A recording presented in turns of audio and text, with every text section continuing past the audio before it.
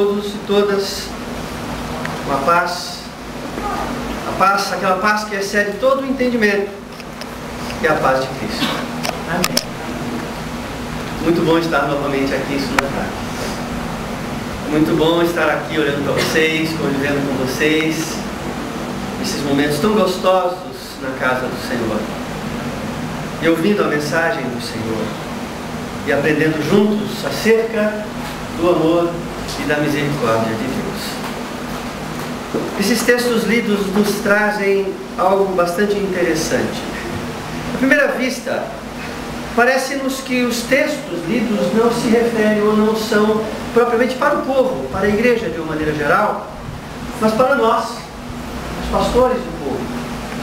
E o texto dos Atos dos Apóstolos mostram como nós, cristãos, pastores e povo, devemos agir. Se não, vejamos. Os apóstolos, Pedro e João, haviam sido presos e haviam sido interrogados pelas autoridades. As autoridades realmente não podiam conceber que aqueles homens que anunciavam a mensagem de um reino diferente daqueles que eles estavam habituados a entender que existia, que pregava a bondade, e aí a acusação que faziam a eles era a mesma acusação que fizeram a Jesus. Eles estavam sendo presos porque estavam fazendo bem. No texto anterior, quando eles subiam ao templo para orar, para discutir sobre as coisas das Escrituras, eles viram um homem sentado à beira de uma das portas do templo, pedindo esmola. E eles disseram: olha, não temos ouro nem prata, mas o que temos te damos. Em nome de Jesus, levanta e anda. E aquele homem naquele momento se levantou e andou. E ele, diz o texto, que ele não deixava mais Pedro e João. E no templo os apóstolos começaram a ensinar em nome de Jesus. Por isso foram presos. Mas eles não se acovardaram diante das autoridades. Eles mantiveram firmes a sua posição, mostrando que é em Cristo que nós temos vida. É em Cristo que a vida do ser humano pode ser transformada através da ação do Espírito Santo. Porque não há salvação em nenhum outro a não ser em Jesus Cristo. É Ele quem nos redime. É Ele quem nos tira do lamaçal. É Ele quem nos resgata do pecado. Um outro texto, que teria o texto de hoje também, de 1 São João, capítulo 3, fala a respeito do pecado, daquele que vive na prática do pecado, daquele que está entregue às mazelas deste mundo, que está sendo usado pelo inimigo, o que vive na prática do pecado. Não se enganem, diz o texto. Somente em Jesus Cristo há a salvação. Não há nenhum outro nome dado aos homens pelo qual devamos ser salvos. E eles, Pedro e João, com coragem, percebendo que aqueles homens, aquelas pessoas sem instrução, tão admirados, estavam recebendo alguma coisa preciosa para as suas vidas. E continuavam com intrepidez. Continuavam firmes, anunciando a mensagem de Cristo. Mesmo diante da perseguição, mesmo diante das ameaças das autoridades, eles continuaram anunciando a mensagem de Cristo. As maravilhas que eram realizadas, as curas que eram realizadas, eram feitas tudo em nome de Jesus. E aí no final do texto lido, todos estavam realmente, poderia-se dizer, estado de graça, cheios da presença de Deus. E lá no versículo 31 diz assim: e depois de orarem, tremeu o lugar em que eles estavam reunidos, e todos ficaram cheios do Espírito Santo e anunciavam corajosamente a palavra de Deus. Eis a razão do porquê não havia covardia no ministério daqueles homens.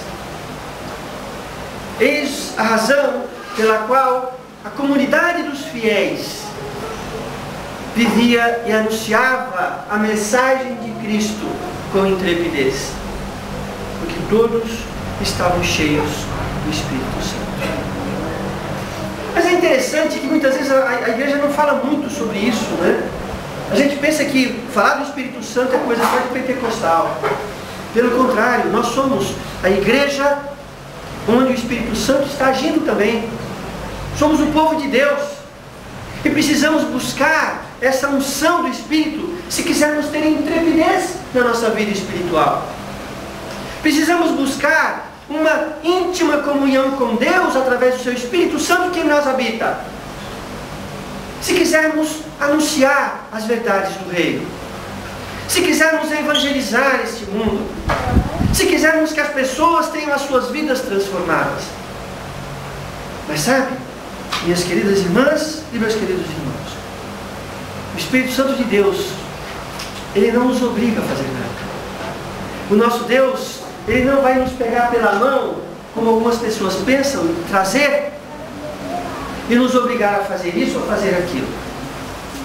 Mas no momento em que nós renunciamos a nós mesmos, no momento em que nós confessamos diante de Deus as nossas fraquezas, as nossas limitações, a nossa incompetência de fazer as coisas, aí sim Ele começa a agir na nossa vida. Deus não busca orgulhosos, Deus não busca poderosos, Deus não busca soberbos, Deus busca aqueles que são humildes. Mas quem disse que a gente evangeliza só falando? Evangelizar não é só falar. Nosso testemunho diário, o nosso testemunho diário fala muito mais alto do que as nossas palavras. O nosso testemunho diário fala muito mais alto do que qualquer palavra que nós possamos dizer. Porque não adianta nada, meus irmãos, nós chegarmos na praça, abrirmos a nossa boca e fazer um discurso maravilhoso, se as pessoas que vão nos ouvir ali, logo depois vão nos ver fazendo coisas que realmente não dignificam o nome de Jesus. Nós anunciamos com as palavras, mas anunciamos com o nosso testemunho, com a maneira que nós agimos. E depois que oraram, tremeu o lugar em que estavam reunidos e todos ficaram cheios do Espírito Santo. E ficar cheio do Espírito Santo e ter o Espírito Santo em si não é para guardar para você mesmo. Estar cheio do Espírito, ter o Espírito Santo significa que nós estamos sendo comissionados a levar a mensagem do reino às pessoas que ainda não conhecem. Eu não acredito numa pessoa cheia do Espírito que está inerte, que não faz nada na igreja. É impossível. É impossível. Então, devemos buscar essa plenitude com certeza. Com certeza. E permitir que esse Espírito nos mova a fazer a obra de Deus. Nem sempre falando, mas também falando. Mas que o nosso testemunho, que a nossa vida, a cada dia, seja transformada pelo poder de Deus, para a honra e glória do Senhor Jesus. Amém? Amém. Deus nos abençoe.